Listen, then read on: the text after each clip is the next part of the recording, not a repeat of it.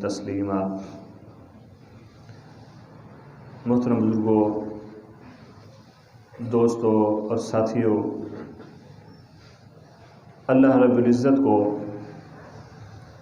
وہ کام پسند ہے، اللہ رب العزت کے ہاں وہ عمل قابل قبول ہے جس عمل پر رسول اللہ صلی اللہ علیہ وسلم کا عمل ہو، جس کی اجازت نبی رحمت علیہ الصلاۃ نے دی ہو۔ ما آتاکم الرسول فخذوہ وما نہاکم عنہ فانتہوا واتقوا اللہ۔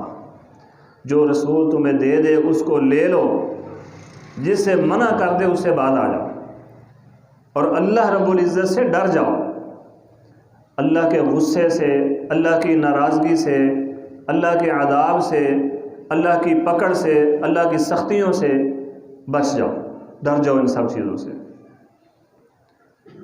جو کام نبی صلی اللہ علیہ وسلم نے نہیں کیا، وہ کام ہم کر کے، یا جس کی اجازت نہیں دی یا جس کا حکم نہیں دیا، وہ کام ہم کر کے یہ سمجھیں کہ ہم نیکی کا کام کر رہے ہیں تو کوئی نیکی نہیں ہے۔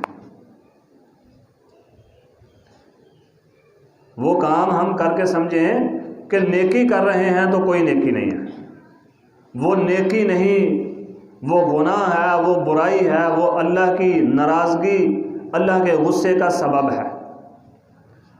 تو بدعات جن کا اسلام سے کوئی تعلق نہیں ہے، ان سے بچتے ہوئے، تقوی اسی چیز کا نام ہے۔ تقوی کا معنی، تقوی کے مفہوم میں سے یہ بات بھی شامل ہے کہ خود کو ایمان کے علاوہ، کتاب و سنت کے علاوہ جو باتیں ہیں ان سے بچاتے ہوئے جنت کی طرف لے جانا۔ وہ اہدنا الصراط المستقیم، وہ ھذا صراطی مستقیما فاتبعوہ، اس رستے پر چلتے ہوئے جو دائیں اور بائیں رستے ہیں، جو دائیں اور بائیں بدعات اور خرافات ہیں، ان سے بچتے ہوئے اس رستے پر چلنا، اسی کا نام تقویٰ ہے۔ اگر ہم ھذا صراطی مستقیما اہدنا الصراط المستقیم اس رستے پر چل رہے ہیں اور کبھی دائیں ہاتھ لگاتے ہیں، کبھی بائیں ہاتھ لگاتے ہیں، تو اس کا مطلب ہے ہم تقوی میں پورے نہیں ہیں۔ ہم یہ سمجھ رہے ہیں کہ آپ صلی اللہ علیہ وسلم نے جو فرمایا تھا ھذا صراطی مستقیما فاتبعوہ، آپ نے وہ بات صحیح نہیں کہی تھی، معاذ اللہ، استغفر اللہ۔ صحیح بات تو یہ تھی کہ جو دائیں اور بائیں خط کھینچے تھے، ان خطوں پر بھی چلنے کا حکم دیتے۔ آپ کے فرمان میں معاذ اللہ، استغفر اللہ ثم استغفر اللہ، آپ کے فرمان میں یہ کمی رہ گئی ہے کہ آپ نے یہ نہیں فرمایا کہ ان رستوں پر بھی چلنا تھا۔ اب ھذا صراطی مستقیما فاتبعوہ، اور ہر نماز میں جو ہم دعا کرتے ہیں اہدنا الصراط المستقیم، اللہ ہمیں سیدھا رستہ دکھا دے، اس سیدھے رستے میں کوئی بدعت نہیں ہے،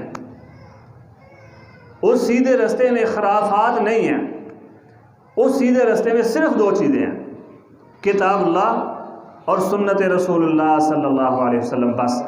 تیسری کسی چیز کا اس رستے پر کوئی تصور تک بھی نہیں ہے، اور جو تصور کرے گا وہ پھر اس رستے سے ہٹ جائے گا۔ اللہ مجھے اور آپ کو بچنے کی اور عمل کی توفیق عطا فرمائے۔ یہ کہ اعلان ہے 22 فروری بروز ہفتہ بعد نماز مغرب جامعہ مسجد ابو بکر اہل حدیث گلشن ظفر کالونی میں رہبر شریعت کانفرنس منعقد کی گئی ہے، جس میں جید علماء انشاءاللہ تشریف لائیں گے۔ خود بھی اور اپنے دوست احباب کو بھی لے جایا کریں پروگراموں میں۔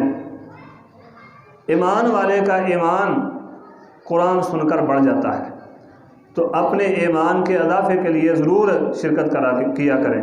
اللہ ہم سب کو عمل کی توفیق عطا فرمائے۔ سبحان ربک رب العزت عما یصفون وسلام علی المرسلین والحمد للہ رب العالمین۔